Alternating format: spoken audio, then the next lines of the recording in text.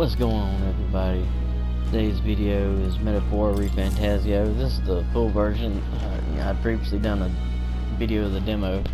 I wanted to do like a little review and just share some tips. First thing I thought was the graphics. I started on the 2600 in the NES, so graphics really don't matter to me. As far as graphics concerned, the only real reason I think that anybody should discount something for the graphics is if for some reason or another there's issues like, choppiness or glitches or something like that actually affect the game. Aside from that, I like the graphics on this game. I think they suit it well. So that's all I'll say about that. Sound wise, it's got a great soundtrack to me. It's not like Shin Megami Tensei or Personas, and I feel like the way they set it up, it actually sounds like Strange Journey for the DS.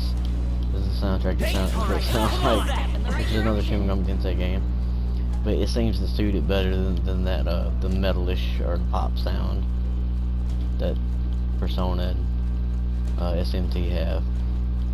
Gameplay wise, it's like a mixed mash of Persona and Shin Megami Tensei. It's got the open world combat that if you can attack with a square, and if you're high enough level, you can one shot the enemies, and you don't even have to go into the squad battle screen. I think it's 3 levels above. I think once you're 3 levels above the enemy, you don't have to fight them anymore. You can one shot them. But you can still hit triangle to initiate the squad battle on them if you want to, because you don't get as much experience whenever you one shot them as you do if you actually fight them. But as a result of them letting you be able to do the overworld one shot, it makes grinding a lot easier, especially if there's a particular item you're trying to get, because you still get the item drops. You can equip some of the merchant or the tycoon skills to increase your item drops, and that'll help you get whatever you're trying to get. One thing I will, this is a tip for you, the moth enemies, regardless of color, all of them drop them. Any of the moth enemies, they drop magla pills. They only refill your magic by like 20 points, but if, like every other Persona SMT game, magic restore items are rare. They're very hard to come by. So they made it pretty easy to get on this game. You can just farm those dudes, and if you want to farm a particular dungeon, all you have to do is either exit out of the dungeon or go to Plateau, the little cat that's floating on that pedestal, and go to Academia, and then just leave and come back to the dungeon, and the enemies will have respawned.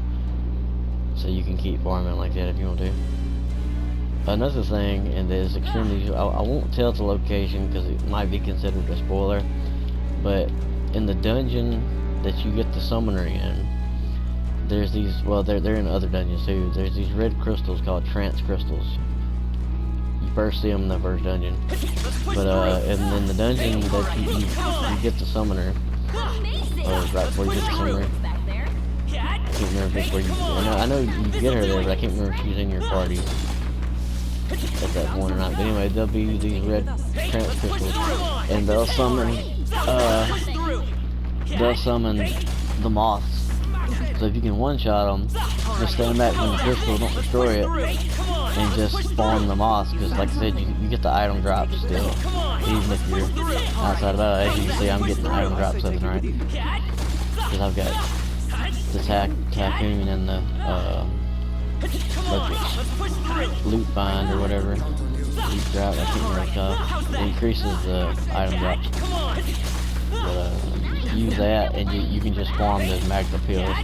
Like I said, they only restore 20 MP for each one, but that, I mean, it don't take no, like, I was getting at least 1 for every 10 of them I killed. So, it didn't take, and like I said, it's one-shot them, so it's not like it took very long.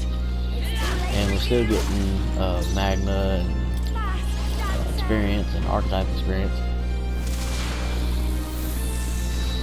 So that's definitely worth doing.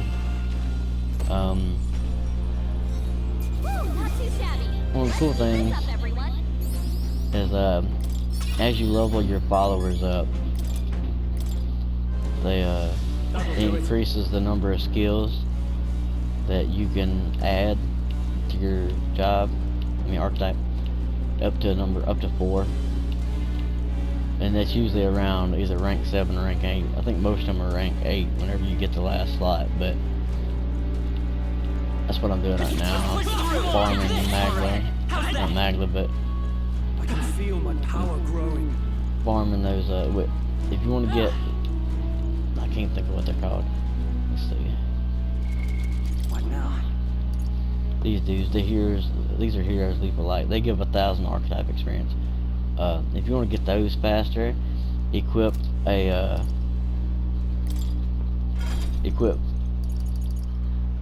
your alt. Well, you can do it with your main characters too if you want to. It don't matter.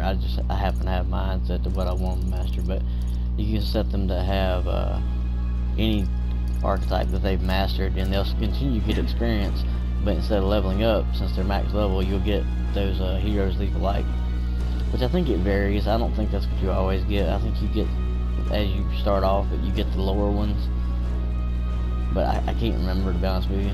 But I don't think you get the 1,000 ones at first. But it definitely makes leveling up your archetypes faster. If there's something in particular you want to learn, and don't feel like grinding it out on the character because you're grinding out something else, like, since you can equip the different skills on different characters, there might be a job that you don't necessarily want to use, but there's a skill on it that you want. So you can use those hero leaps or whatever they're called. You can use those to level your stuff up.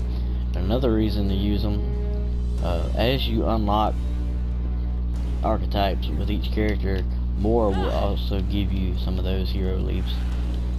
Every time you unlock so many of them, he'll say something about it and give you someone.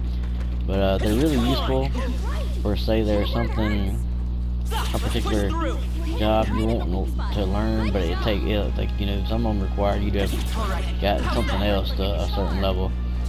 Like Hulkenberg, her Magic Knight requires you to have leveled up her mage, like to level 10 or rank 10 or something like that. And her magic is low, so I never really wanted to use her as a mage. So I just used those leaves to level it up to 10 without actually equipping it on her. And then once I got 10, I could instantly use the Magic Knight. And I tried to stick my jobs to what they were good at, like Stroll. All of his stuff is like the commander and the warrior, and I was working on the brawler with him, but I never did get very far because the brawler's damage is super low. I don't know what it is, but I don't know if it's because I have like a good weapon, so but like compared to everything else, it's like horrible. This is just what I need.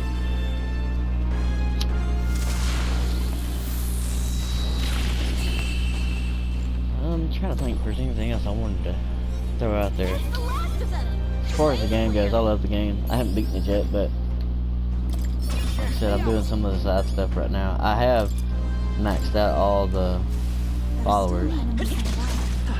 So if anybody's wondering about it being as time constrained as Persona is, how you got to do everything a certain way at a certain time, or you're gonna run out of time, it's not that way. You have plenty of spare time.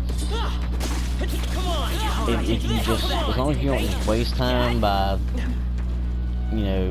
fucking sleeping or something like that, if you're actually doing stuff, like the way I've done it was, whenever I'd get a date for, I had to complete something by, I would do all the side dungeons. Usually there's about 3 side dungeons, or like 2 dungeons and a bounty. I would do those first, and then after I got done with those, I would do whatever the story dungeon was, and then spend the rest of my time, after they're done with that, I'd spend the rest of my time doing my followers. leveling them up. Another thing, unlike the Persona, if you can spend time with your follower, it's going to level up. No more of that spending time with them and then nothing happening and it's like you wasted time. If you spend time with them on this one, they level up, I guarantee you. But a lot of them are set to where you can't max them out until towards the end of the game. Like no matter when you do them, it's just certain dates after you have to wait till. Another thing, be sure you level up your royal virtues because you need all of them to level 5 to max out your stuff, max out your followers. Each one of them requires each one of the virtues is required to be at 5. I don't remember which ones are which, but I know you have to have them all at 5 to be able to max out everybody. Another thing, which I pointed it out in the game too, but I pointed out in my demo video, but your attacks change in the world depending on what job archetype class you have equipped. Like I have the favorite level 60 equipped right now, so he throws knives and kicks and shit.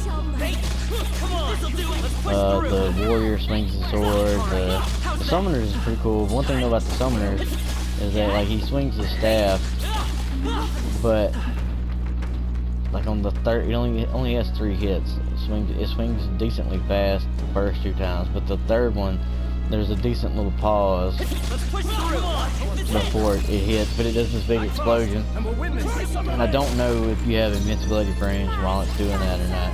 I haven't really tested it, but I do know there's a bit of a lag between the second and third hit before it does that explosion.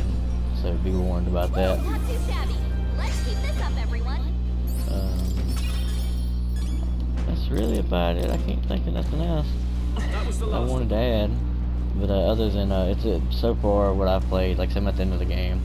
It's a really good game. If you like Shin Megami Tensei and Persona, you'll like this game, definitely. If you're not sure, just try out the demo. The demo's been out for, I think it came out like a month before the game did.